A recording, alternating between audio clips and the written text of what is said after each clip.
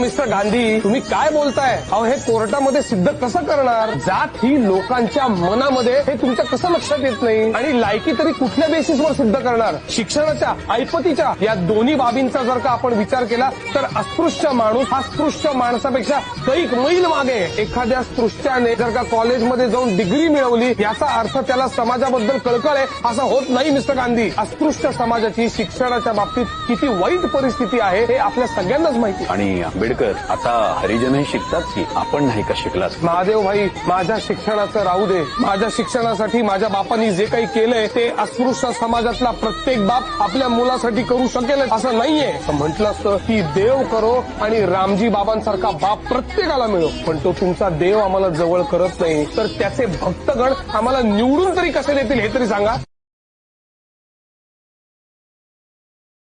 Download ShareChat.